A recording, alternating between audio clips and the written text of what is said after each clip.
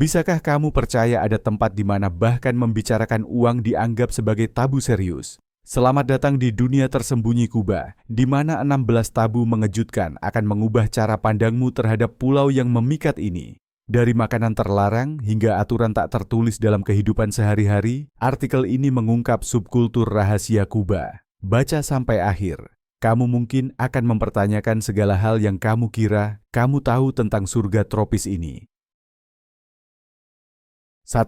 Membicarakan uang. Di Kuba, membicarakan keuangan pribadi bukan hanya dianggap tidak sopan. Itu adalah tabu budaya yang tertanam kuat. Sejak Revolusi Kuba tahun 1959, pemerintah telah mengendalikan ekonomi dengan ketat, menekankan kesetaraan dibanding kekayaan individu. Percakapan tentang penghasilan atau kondisi finansial jarang terjadi dan secara aktif dihindari karena bisa dianggap pamer atau tidak peka, terutama mengingat banyak orang menghadapi kesulitan ekonomi. Sistem dua mata uang memperumit situasi, menciptakan kesenjangan ekonomi antara mereka yang mendapat CUC, peso konvertibel Kuba, dari pariwisata, dan mereka yang hanya memiliki CUP, peso Kuba biasa. Diskusi terbuka tentang uang dapat memperjelas perbedaan ini, memicu ketegangan sosial, kecemburuan, atau bahkan pengucilan. Pertanyaan, di negaramu, apakah umum membicarakan keuangan pribadi? Bagikan pendapatmu di kolom komentar. 2. Merawat lansia dan panti jompo. Dalam masyarakat Kuba, kesetiaan keluarga dan penghormatan lintas generasi bukan sekadar nilai budaya. Itu adalah prinsip dasar yang tertanam dalam tradisi bangsa. Konsep keluarga meluas melampaui kerabat inti, mencakup rasa kekerabatan dan tanggung jawab kolektif yang lebih luas. Merawat orang tua lanjut usia di rumah dipandang sebagai kehormatan dan kewajiban, memastikan mereka tetap terintegrasi dalam keluarga dan menjaga martabat di usia senja. Berbeda dengan masyarakat barat di mana panti jompo adalah solusi umum, gagasan menempatkan anggota keluarga lanjut usia di fasilitas seperti itu, di Kuba seringkali dianggap negatif. Itu dipandang sebagai kegagalan memenuhi kewajiban keluarga dan bisa menimbulkan stigma sosial. Perawatan lansia di Kuba biasanya melibatkan hidup bersama, di mana beberapa generasi tinggal di bawah satu atap. Susunan ini mempererat hubungan dan mendorong pendekatan kolektif dalam perawatan, dengan semua anggota keluarga berbagi tanggung jawab fisik, emosional, dan finansial. Selain itu, pemerintah Kuba mendukung perawatan lansia melalui layanan kesehatan publik dan program sosial. Tetapi sumber daya ini sering dianggap sebagai pelengkap, bukan utama. Beban utama tetap pada keluarga, yang melihatnya sebagai kesempatan membalas pengorbanan para orang tua mereka. Harapan budaya ini mencerminkan etos masyarakat yang lebih luas, di mana kesejahteraan bersama lebih diutamakan daripada kenyamanan individu. Perayaan, ritual, dan kehidupan sehari-hari sering berpusat pada keluarga, memperkuat pentingnya menjaga agar anggota keluarga lansia tetap terlibat dan dihargai. Pertanyaan, bagaimana budaya di tempatmu memperlakukan lansia? Apakah rumah tangga multigenerasi umum atau solusi seperti panti jompo lebih diterima? 3. Mengkritik pemerintah. Di Kuba, mengkritik pemerintah secara terbuka bukan hanya tidak diterima secara sosial, itu adalah tindakan berisiko tinggi yang dapat berdampak serius. Sejak rezim komunis didirikan pada tahun 1959, pemerintah telah mengendalikan semua aspek kehidupan, termasuk media, pendidikan, dan wacana publik. Kendali ini menciptakan lingkungan di mana kebebasan berbicara sangat dibatasi, dan perbedaan pendapat menghadapi konsekuensi cepat. Banyak orang Kuba terbiasa menyensor diri sendiri, menghindari pembicaraan politik, terutama di ruang publik. Percakapan semacam itu biasanya terbatas pada lingkungan pribadi dengan orang-orang terpercaya, karena komentar santai pun bisa disalahartikan dan dilaporkan ke pihak berwenang. Budaya kehati-hatian ini menyusup ke kehidupan sehari-hari, menciptakan suasana penuh kecurigaan dan keheningan. Bagi wisatawan, membahas politik atau mengutarakan pendapat tentang pemerintah sangat tidak disarankan. Meski mungkin tidak menghadapi konsekuensi sebesar warga lokal, tindakan seperti itu bisa menimbulkan situasi tidak nyaman atau masalah hukum. Meski begitu, ada tanda-tanda perubahan. Akses informasi melalui internet dan munculnya jurnalisme independen memicu perubahan halus tapi berarti. Namun, rasa takut akan dampak masih membayangi tuntutan reformasi yang lebih luas. Tabu ini mencerminkan ketegangan antara ekspresi individu dan otoritas negara di Kuba. Ini juga menunjukkan ketangguhan rakyat Kuba yang mampu beradaptasi dan bertahan dalam sistem ini sambil mempertahankan identitas budaya mereka. 4. Ekspresi keagamaan. Hubungan kompleks Kuba dengan agama mencerminkan sejarahnya yang penuh gejolak. Setelah Revolusi Kuba, pemerintah menerapkan kebijakan ateis, melihat agama terorganisir sebagai ancaman potensial bagi kekuasaan. Gereja ditutup, rohaniwan diusir, dan praktik keagamaan sangat dibatasi. Ungkapan iman di ruang publik, seperti mengenakan salib atau menghadiri misa, tidak dianjurkan dan bisa berdampak negatif secara sosial dan profesional. Seiring waktu, pembatasan ini mulai dilonggarkan. Kini, agama di Kuba lebih terlihat dengan Katolik, tradisi spiritual Afro-Kuba seperti Santeria, dan kepercayaan lain memainkan peran aktif dalam masyarakat. Namun, dampak represi selama puluhan tahun masih terasa. Di lingkungan profesional dan pendidikan, praktik agama terbuka masih bisa menghadapi diskriminasi atau pengucilan halus. Ketahanan komunitas religius di Kuba menunjukkan kekuatan iman dalam menghadapi tekanan. Banyak orang menemukan cara untuk menggabungkan keyakinan mereka ke dalam kehidupan sehari-hari, memadukan praktik tradisional dengan realitas modern. Ini termasuk kebangkitan festival budaya dan keagamaan yang berfungsi sebagai ekspresi spiritual dan perayaan warisan Kuba. Perjalanan Kuba menuju kebebasan beragama masih terus berlangsung. Meskipun ada kemajuan, keseimbangan antara negara sekuler dan masyarakat yang beragam secara spiritual terus membentuk lanskap budaya bangsa ini. Kelima, makan daging sapi. Di Kuba, daging sapi bukan sekadar makanan, itu adalah simbol hak istimewa dan kelangkaan. Regulasi ketat pemerintah terhadap konsumsi daging sapi mencerminkan perjuangan ekonomi yang lebih luas dan sumber daya yang terbatas di negara ini. Turis, institusi pemerintah, dan individu tertentu dengan izin resmi biasanya menjadi satu-satunya yang dapat mengakses daging sapi secara legal.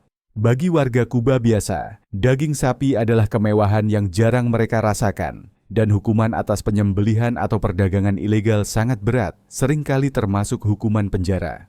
Kelangkaan ini telah memunculkan pasar gelap yang berkembang, di mana daging sapi dijual dengan harga sangat tinggi.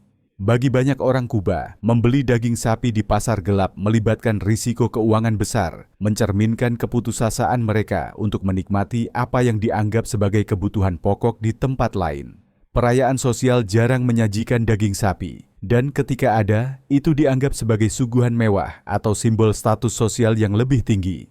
Kelangkaan dan pengaturan daging sapi menyoroti ketidaksetaraan ekonomi yang lebih luas dalam masyarakat Kuba, di mana akses terhadap barang tertentu sangat bergantung pada koneksi atau keterlibatan dalam industri terkait pariwisata. Masalah ini juga menyoroti ketangguhan keluarga Kuba, yang mengandalkan kreativitas dan akal untuk bertahan dengan sumber daya yang terbatas.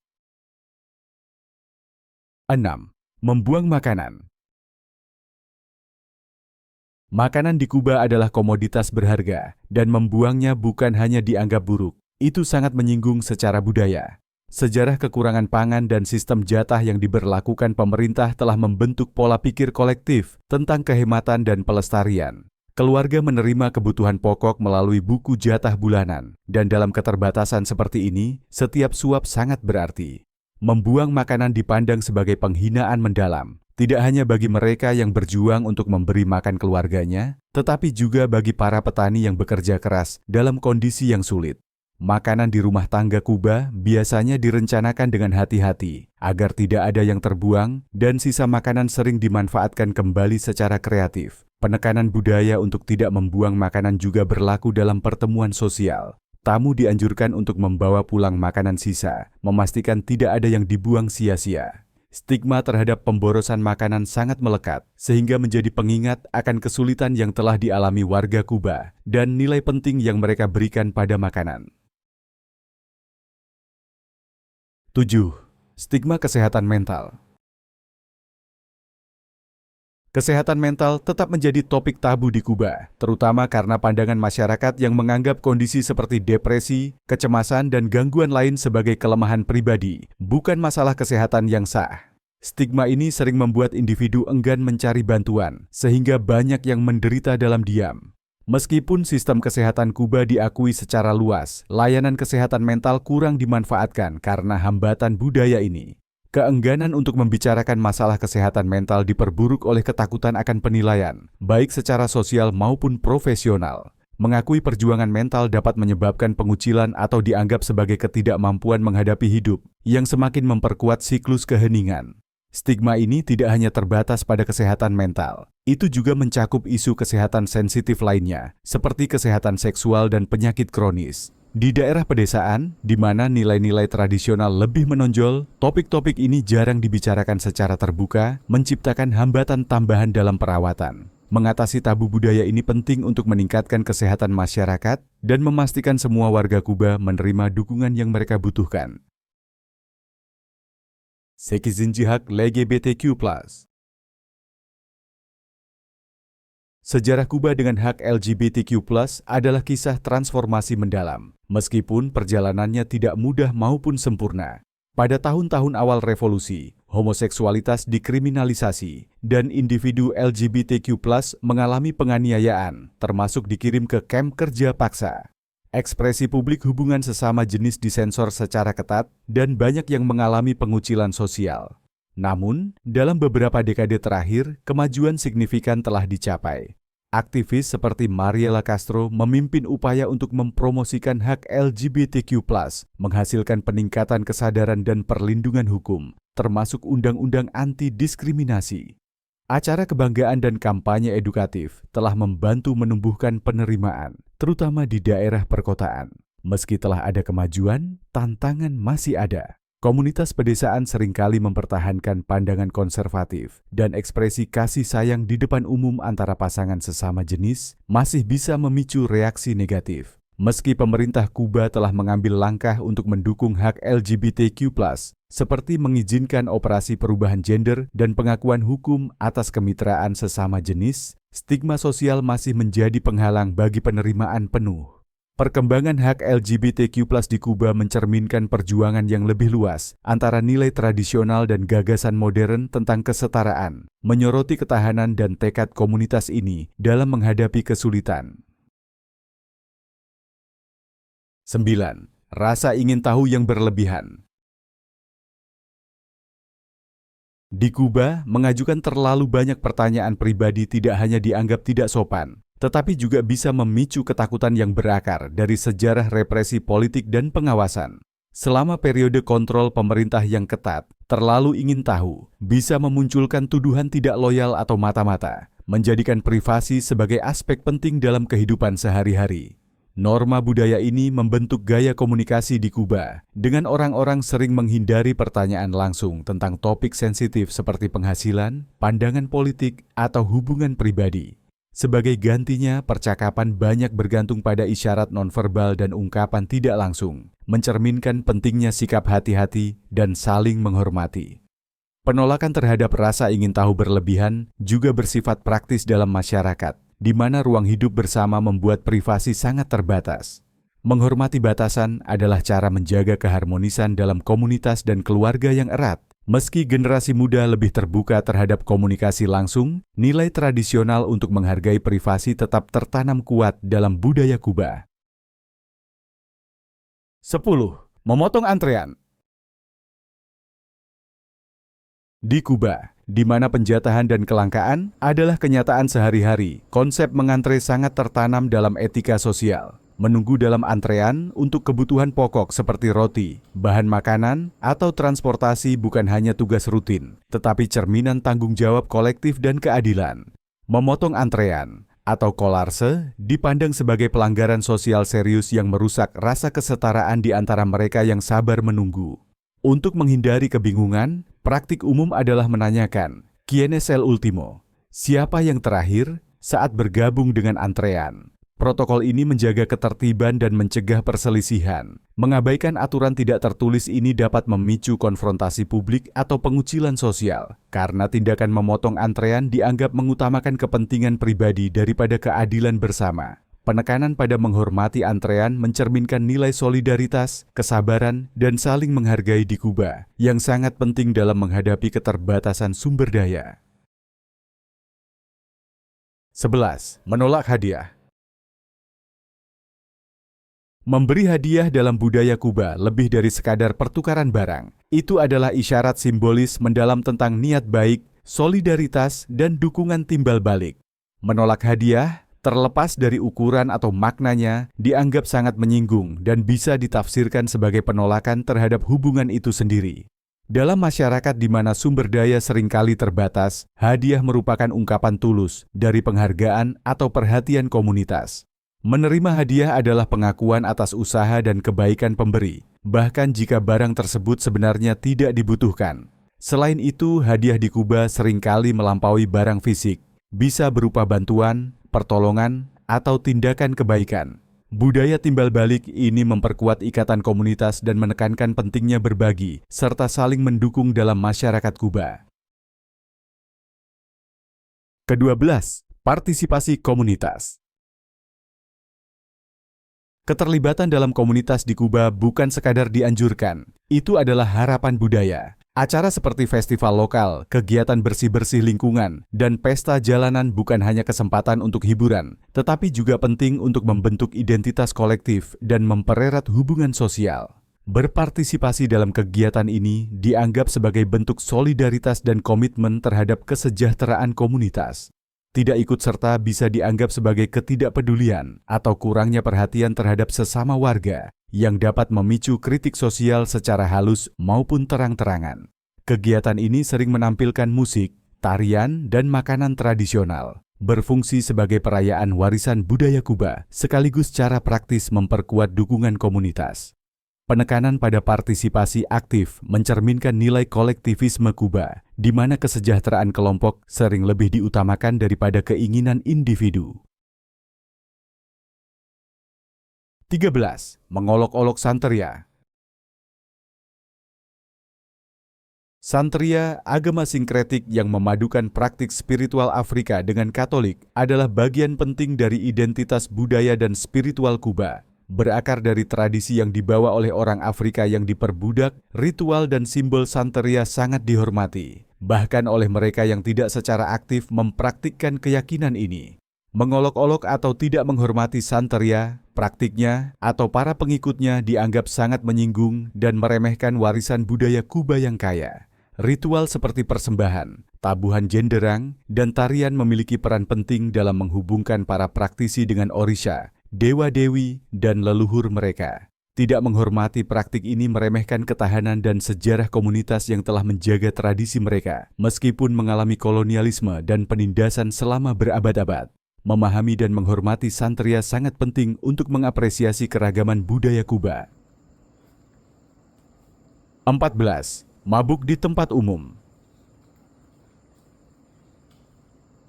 Reputasi Kuba dalam hal rum dan kehidupan malam yang semarak mungkin menunjukkan sikap santai terhadap alkohol, namun mabuk di tempat umum sangat tidak disukai. Meskipun menikmati minuman adalah hal umum, menjaga ketenangan dan rasa hormat di ruang publik sangat penting secara budaya. Mabuk di tempat umum bukan hanya pelanggaran etika sosial, tetapi juga dapat menimbulkan konsekuensi hukum. Norma budaya ini mencerminkan nilai tanggung jawab pribadi dan penghormatan terhadap komunitas. Bahkan dalam festival dan perayaan, di mana alkohol berlimpah, individu diharapkan menikmati dengan tetap menjaga sopan santun. Penekanan pada perilaku yang terkontrol menunjukkan fokus masyarakat Kuba dalam menjaga keharmonisan dan rasa saling menghormati di ruang publik. 15. Menimbun barang. Dalam masyarakat di mana penjatahan dan kelangkaan adalah bagian dari kehidupan sehari-hari, menimbun barang adalah tabu budaya yang besar. Praktik ini dianggap egois dan merugikan karena mengganggu keseimbangan distribusi sumber daya yang dibutuhkan banyak orang Kuba untuk bertahan hidup. Menimbun tidak hanya memperparah kelangkaan, tetapi juga merusak semangat kolektivitas yang menjadi inti masyarakat Kuba. Sistem hukum dan sosial mendorong perilaku ini untuk dihindari, dengan harapan kuat bahwa individu hanya mengambil apa yang mereka butuhkan dan menyisakan untuk orang lain. Tabu ini mencerminkan nilai-nilai kolektivis Kuba yang mengutamakan kesejahteraan komunitas dibanding keuntungan pribadi. Namun, menimbun kadang-kadang dipandang dengan empati, karena bisa berakar dari keputusasaan ekonomi atau ketidakpastian akan masa depan.